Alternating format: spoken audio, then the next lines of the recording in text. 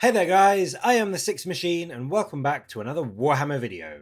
We have had a load of Eldar leaks all over their Reddit and Discord over the weekend, and whilst I won't be doing a video for all of them, because let's be fair, Eldar exhaustion has definitely set in, I do still want to do a couple of videos on the leaks over the next week or so, as well as cover any of the new articles that Warcom put up before the Codex releases. But yes, this weekend we got to see our first look at some of the main Craftworld subfaction pages that are coming in the Codex, and as you'd expect we have the usual Eandon, Same Hand, Bieltan, and the one I want to look at today, which is Ulthwe. Now these pages show off all of the unique rules for that subfaction, the attribute, the relic, the warlord trait, and the stratagem, but just to make people aware first of all, if you are not, most armies in 9th edition tend to have two separate parts to their army attribute. So, for example, my Dark Angels get +1 to hit if they haven't moved, and they also ignore combat attrition. My Goth Orcs get +1 strength on the charge, and also in melee, 6s to hit cause 2 hits. That is the general state of play with most armies in 9th edition, but Ulthwe, on the other hand, they do not get 2 attributes. They don't even get 3 attributes. No. Ulthwe is coming in with an unprecedented, in the entire game as far as I know, 4 unique attributes when you bring them along. And it's not like they're just 4 crappy ones to make up for it. To be honest, each of these individually is a really good attribute as well, I think. So does this worry me? I mean, a bit. In my opinion, this is by far the most powerful subfaction trait we've seen in the game at the moment, and it really does make other armies, even ones that are at the moment considered quite powerful, things like the Emperor's Chosen Shield Host for the Custodes, look rather pale in comparison. But in any case, let's dive in and take a look. As you can see, at present, the Ulthwe trait is that every time you take a wound, you roll a d6, and on a 6, the wound is ignored. Just your generic 6-up, feel no pain style shrug. It's pretty meh nowadays, but that was a fairly standard trait back in the early days of 8th edition, so I do think that at the very least we were all expecting a bit of a glow up from that. But now in their new codex, as you can see, Ulthwe units not only ignore mortal wounds on a 5-up, which is already a bit of a buff over what it was previously I think, but they also gain a 6-up invuln.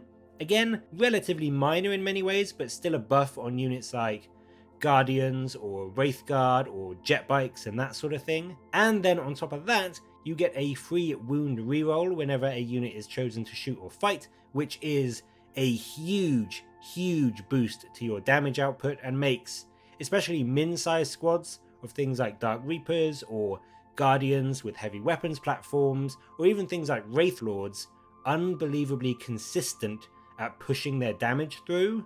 But then, as if all of those 3 weren't enough, Ulthwe, being the more psychic powerhouse Craftworld compared to the others, also gets a 4th trait in which when you take a psychic test, if it's the first test taken for that unit in a turn, you get to add +1 to your result. So essentially every psyker in your army gets +1 for their first cast each psychic phase, which is really going to help you make sure that you get those must-have powers off consistently, and you can make sure 100%, well not 100%, but you can make sure with a lot more reliability that you can buff your units with extra movement or better invuln saves or any of the other key powers that you will have in your army as an Eldar player.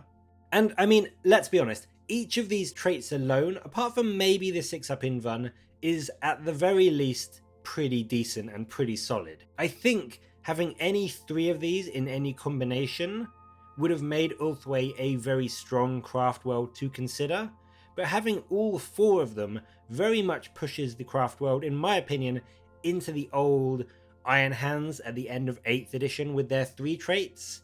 It's going to make them absolutely devastating in terms of their damage output with the reroll wounds and the reliability on their psychic powers, as well as incredibly durable, for Eldar at least, with that backup 6-up invuln and also the 5-up shrug against mortal wounds. Elsewhere for the Ulthwe faction, their Warlord trait Fate Reader has also changed for a much better, bordering OP, in my opinion, ability. It no longer lets you roll a d6 and on a 6 get an extra command point at the start of each turn. Now this lets you keep an extra dice from your Strands of Fate roll. So normally at 2000 points, you would roll 6 dice and keep 4 for your Strands of Fate each turn. This now lets you keep 5. So in a regular sized game, this is going to mean that your army has a guaranteed 25 dice, which count as a 6, compared to just 20, which the other Eldar sub-factions will have. And I'm not going to lie, I do think that Strands of Fate as an army-wide ability is probably the strongest one in the entire game at the moment. Having those guaranteed 6s to be used on, you're limited in what you can use them based on your roll, but by rolling 6 dice and choosing 4, 5 for Ulthwe, you are almost always going to be able to get at least 1 or 2 of these specific rolls you need, whether that's for a wound roll or a charge roll or an armor save. So getting those extra 5 over the course of the game is going to give you so much more control over it and reliability in what you are going to be able to use those dice for. It is a very, very powerful Warlord trait, and I think it may well be taken every single game just to get you essentially 5 guaranteed 6s. The Ulthwe relic, the Ghost Helm of Alishazir, has similarly had a change and a significant buff in my opinion. Now instead of just granting you +1 to your roll when you try to manifest Smite, this now allows you not only to know an additional power from the Runes of Fortune, which is a great bonus all in itself, but in another, I think, unprecedented rules change, and one possibly stolen from Age of Sigmar, this relic now means that if your psychic test roll was an unmodified 9 or above, your opponent cannot deny that particular spell or psychic action. So with a little bit of luck, you should at least get a couple of spells off over the course of the game that simply cannot be stopped, which again is incredibly powerful for such a psychic heavy faction. It's not super reliable, of course, being only on an unmodified 9+, but if you wanted an extra psychic power anyway and wanted the Helm for that reason, this is just a really nice extra bonus that will almost certainly come into play at least a couple of times over the course of the game. The final thing on this sheet that they show off is the returning stratagem Discipline of the Black Guardians, and this has actually largely stayed the same with just some new wording. For 1 CP, your Ulthwe Guardians can add +1 to their hit rolls when they shoot or fight. It's honestly not too shabby for 1 CP, and if Guardians can still come in big 20-man blobs with a couple of weapons platforms, this could genuinely add a ton of extra hits for a really, really cheap command point cost. And I mean, again, in a weird change, it isn't affected by unit size like a lot of these new stratagems are. So this may well mean that either Guardians can't go to big 20-man blobs anymore, or perhaps it's just that GW don't really care whether you can buff 10 Guardians or 20 Guardians for the same command point cost.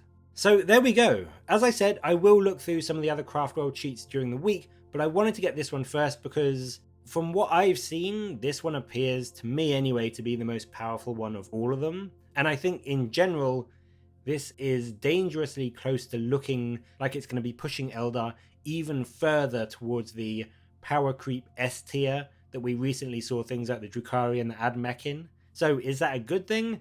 I'm going to go out on a limb and say no. But I mean, as always, we will have to wait and see. There could be some other drawbacks or restrictions in the main codex that gives a reason for Ulthwe getting these 4 attribute traits instead of just the usual 2. But what do you think of these rules overall? Is Ulthwe going to be the go-to faction for Eldar players in 9th edition, or are these traits and abilities not as good as I'm making them out to be? Let me know in the comments below, and as always, thank you very much for watching. Please do like and subscribe for more Warhammer content from me, but until next time, I'll catch you later, guys.